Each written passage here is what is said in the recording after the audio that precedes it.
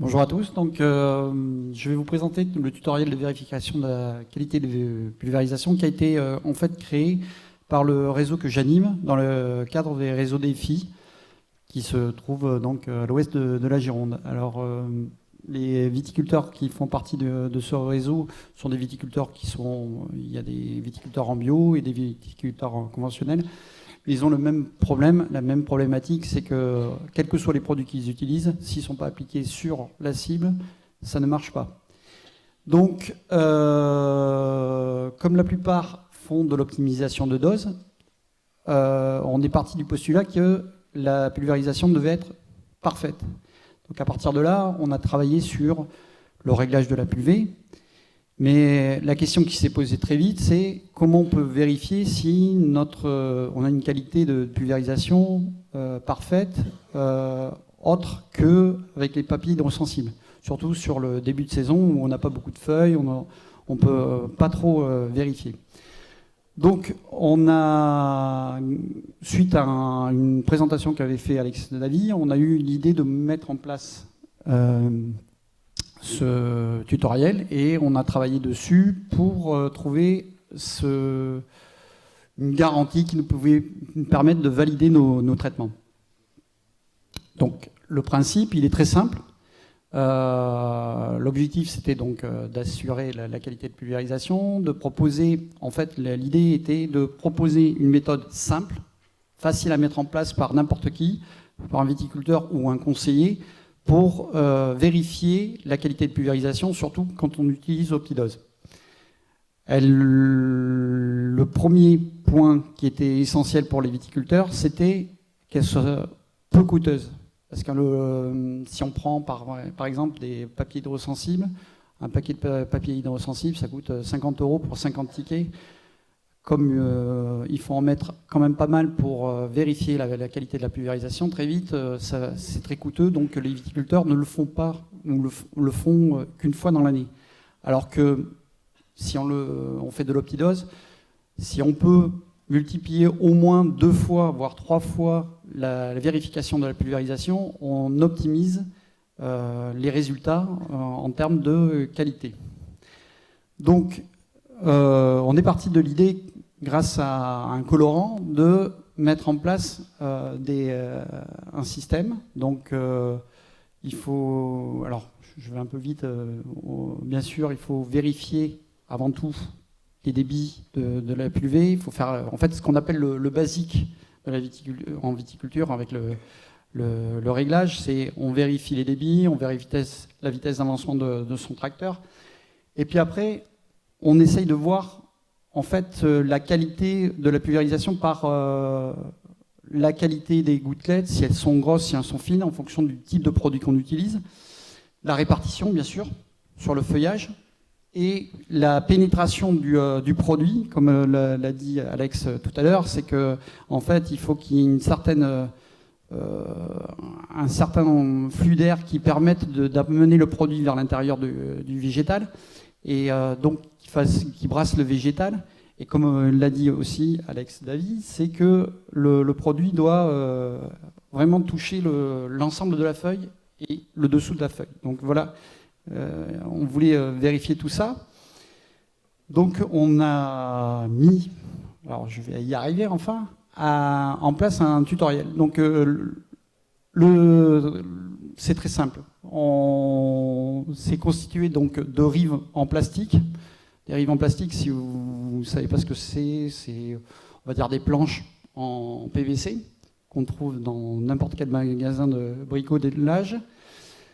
On utilise des bouts de tuyaux, de jet, du ruban adhésif pour faire de l'étanchéité et des bandes de papier. Alors papier, le papier que vous avez que vous jetez à la poubelle, le papier à lettres que vous utilisez. Et voilà, donc on en est... J'avais fait un calcul avec la combinaison de préparation des bouillies, etc. J'en avais eu pour 89 € en tout, mais cet équipement est réutilisable complètement. En sachant que l'indicateur coloré, c'est un indicateur... alors là, c'est un exemple, hein, le compo bleu, Il y en a pour 25 € pour les 250 millilitres et on a besoin de très peu de quantité. Donc la méthodologie, elle est très simple. Il faut prévoir un volume mort entre 15 litres, voire 50 litres sur certains appareils. Dans les appareils, on met du colorant. Alors la quantité, c'est pour le compo bleu, c'est 10 ml pour 10 litres. Et on met les rives dans le vignoble, dans la parcelle. On fait un tir et on vérifie la répartition du produit sur ces rives. Voilà.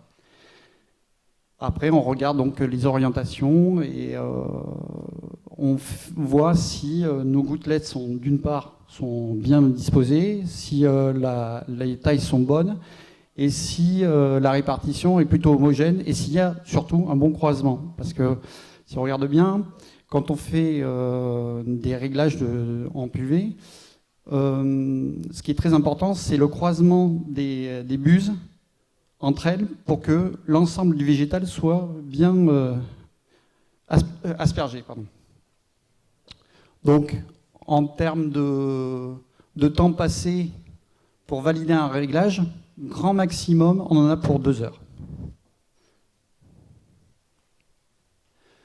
Donc là, c'est un dispositif qui est assez simple. Alors là, la problématique qu'on s'était posée avec les viticulteurs, c'est bien, quand on règle l'appareil, c'est le temps de prendre les volumes, ça prend un temps fou. Donc, est-ce qu'on peut trouver une solution pour récupérer l'eau rapidement? Donc, on a mis en place deux bouteilles, tout simplement, avec un tuyau qu'on emmanche dans le PUV pour récupérer l'eau après avoir fait tourner l'appareil. Voilà. Alors voilà la présentation. Donc comme vous pouvez constater, la rive est dans les vignes. On le met dans le... j'ai un trou. On le met dans les... on le cale avec les fils de leveuse. Voilà. Les fils de leveuse. Et là, j'ai mis des morceaux de papier, tout simplement, que j'ai agrafés, face supérieure, face inférieure. Et là, je fais passer en fait l'appareil avec le colorant. Et après, on n'a plus qu'à avoir une lecture directe. Alors, excusez-moi pour la photo. Là, sur la photo, quand on le regarde comme ça paraît. Mais là, sur le PowerPoint, ça paraît moins. Mais, en fait, les répartitions nous montrent, sur la partie de la rive, il manquait un croisement n'était pas bien fait. Et sur la partie, par contre, de la feuille, il y avait une bonne, les deux faces étaient bien aspergées. Voilà. Voilà. Donc on a une lecture assez directe et ça peut maintenant, depuis 2015, c'est mis en routine dans le réseau à chaque début de saison et surtout à la fleur, on revérifie la puvée pour éviter d'avoir des soucis de pulvérisation et comme ça on peut utiliser l'optidose de manière toute l'année.